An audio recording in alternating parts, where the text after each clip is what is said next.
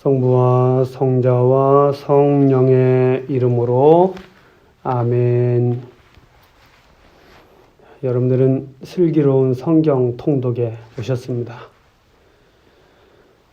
성경 말씀 매일매일 조금씩 함께 읽어가는 그런 프로그램이죠. 끝까지 함께 하면 아마 우선 신약성경부터 함께 읽을 수 있을 겁니다. 마르코복음을 읽고 있습니다. 마르코복음 1장에서 예수님은 저희라고 불리죠. 몹시 놀라운 그런 그 권위 있는 가르침을 하셨고, 또 회당에서 더러운 영을 쫓아내시는 것을 보고서 사람들이 저희라고 예수님을 표현을 해요. 이제 차츰 마르코복음이 진행이 되면서 예수님이 사람의 아들, 또 심판하는 주님으로서 나타나게 됩니다. 십자가와 부활을 향해서 가고 있는 것이죠. 13장 성전 파괴를 예고하시다. 예수님께서 성전에서 나가실 때 제자들 가운데 한 사람이 말하였다. 스승님, 보십시오. 얼마나 대단한 돌들이고 얼마나 장엄한 건물들입니까? 그러자 예수님께서 그에게 이르셨다. 너는 이 웅장한 건물들을 보고 있느냐? 여기 돌 하나도 다른 돌 위에 남아있지 않고 다 허물어지고 말 것이다. 예루살렘 성전을 가보면 정말 큰 돌로서 어마어마합니다. 그런데 그런 그 성전이 파괴, 이거 도저히 생각할 수 없는 일이죠. 성전은 이스라엘 사람들에게 하느님과 동일시되기 때문에 성전이 파괴, 생각도 못할 그런 일이라는 것입니다. 가끔 이제 회당이 나오는데, 회당은 유다인들이 기도처죠. 그것은 이스라엘 전국에 퍼져 있었고, 성전은 바로 예루살렘에 있습니다. 그래서 예루살렘 성전은 유다인들의 신앙의 중심이고, 또 그들에게 하느님의 표징, 그것이 바로 성전이죠. 재난의 시작. 예수님께서 성전 맞은쪽 올리브산에 앉아 계실 때 베드로와 야고보와 요한과 안드레아가 따로 예수님께 물었다. 저희에게 일러 주십시오. 그런 일이 언제 일어나겠습니까? 또 그 모든 일이 이루어지려고 할 때 어떤 표징이 나타나겠습니까? 예수님께서 그들에게 말씀하기 시작하셨다. 너희는 누구에게도 속는 일이 없도록 조심하여라.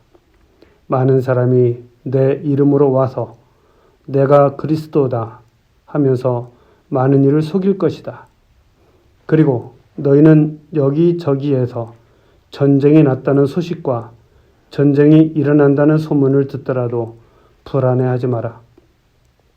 그러한 일이 반드시 벌어지겠지만 그것이 아직 끝은 아니다.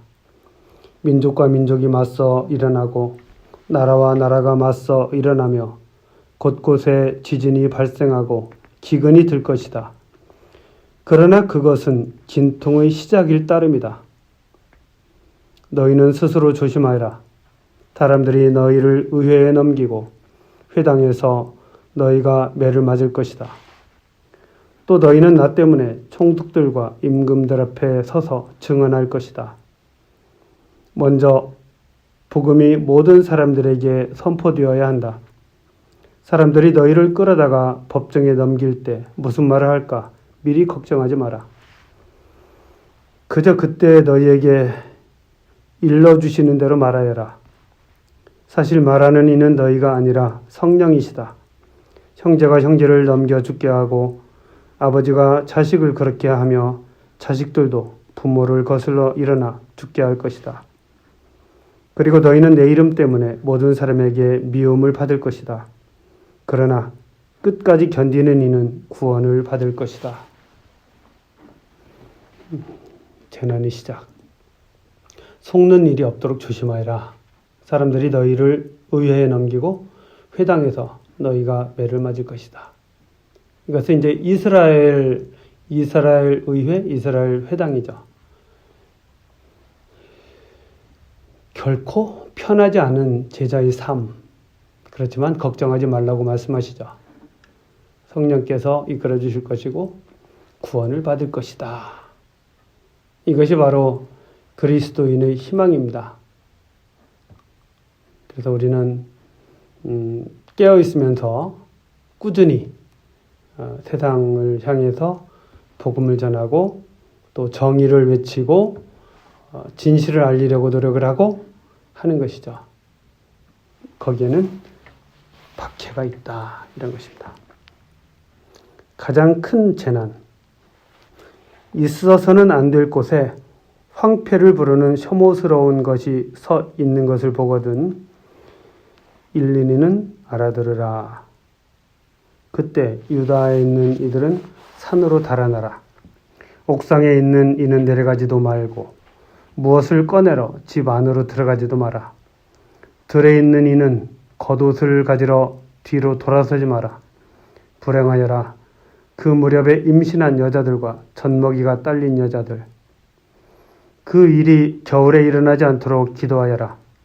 그 무렵에 환난이 닥칠 터인데 그러한 환난은 하느님께서 이룩하신 창조 이래 지금까지 없었고 앞으로도 없을 것이다.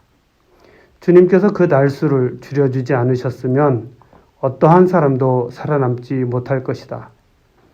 그러나 주님께서는 몸소 선택하신 이들을 위하여 그 날수를 줄여주셨다. 그때 누가 너희에게 보아라, 그리스도께서 여기 계시다 또는 보아라, 저기 계시다 하더라도 믿지 마라. 거짓 그리스도들과 거짓 예언자들이 나타나 할 수만 있으면 선택된 이들까지 속이려고 표징과 이적들을 일으킬 것이다. 그러니 너희는 조심하여라. 내가 이 모든 일을 너희에게 미리 말해둔다. 그러게요. 거짓 그리스도와 거짓 예언자들, 그들이 표징과 이적들까지 일으키면서 사람들을 자기 편으로 만들고 속이려고 할 것이다. 이런 것이죠. 사람의 아들이 오시는 날, 그 무렵 환난에 뒤이어 해는 어두워지고 달은 빛을 내지 않으며 별들은 하늘에서 떨어지고 하늘의 세력들은 흔들릴 것이다. 그때 사람의 아들이 큰 권능과 영광을 떨치며 구름을 타고 오는 것을 사람들이 볼 것이다. 그때 사람의 아들은 천사들을 보내어 자기가 선택한 이들을 땅 끝에서 하늘 끝까지 사방에서 모을 것이다.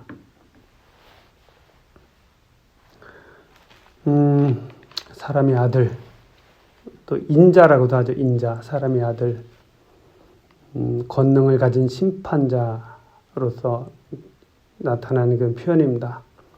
묵시록적인 표현이죠. 이제 예수님이 당신이 누구이신지 이런 것들이 이제 이 성경을 통해서 나타내고 있는 것입니다. 무화과 나무의 교훈. 너희는 무화과 나무를 보고 그 비유를 깨달아라. 어느덧 가지가 부드러워지고 잎이 돋으면 여름이 가까이 온 줄 알게 된다. 이와 같이 너희도 이러한 일들이 일어나는 것을 보거든 사람의 아들이 문 가까이 온 줄 알아라. 내가 진실로 너희에게 말한다. 이 세대가 지나기 전에 이 모든 일이 일어날 것이다. 하늘과 땅은 사라질지라도 내 말은 결코 사라지지 않을 것이다.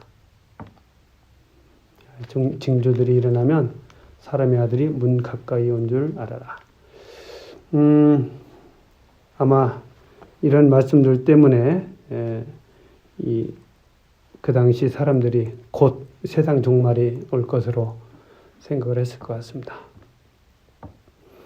그런데 보면 제자들만을 위해서 쓰인 것이 아니라 그 후대 사람들을 위해서도 글들이 쓰여져 있죠. 어쨌든 오늘을 잘 살아야 된다. 오늘. 그런 생각입니다. 깨어 있어라. 그러나 그날과 그 시간은 아무도 모른다. 하늘의 천사들도 아들도 모르고 아버지만 아신다. 너희는 조심하고 깨어 지켜라. 그때가 언제 올지 너희가 모르기 때문이다. 그것은 먼 길을 떠나는 사람의 경우와 같다. 그는 집을 떠나면서 종들에게 권한을 주어 각자에게 할 일을 맡기고 문지기에게는 깨어 있으라고 분부한다. 그러니 깨어 있어라. 집주인이 언제 돌아올지, 저녁일지, 한밤중일지, 닭이 울 때일지, 새벽일지 너희가 모르기 때문이다. 주인이 갑자기 돌아와 너희가 잠자는 것을 보는 일이 없게 하여라. 내가 너희에게 하는 이 말은 모든 사람에게 하는 말이다. 깨어 있어라. 너희는 조심하고 깨어 있어라 라고 말씀하시고 또 모든 사람에게 하는 말이다. 깨어 있어라 라고 오늘 복음을 이렇게 들었습니다. 그쵸. 주님께서 언제 오실지 항상 깨어 준비하는 삶. 그냥 깨어 있는 것만이 아니고 그 실천을 해야죠. 실천. 목소리를 내고 액션을 취하는 거 저는 중요하다고 생각합니다. 그래요. 깨어있는 삶을 살도록 합시다. 오늘은 여기까지 하겠습니다. 성부와 성자와 성령의 이름으로 아멘.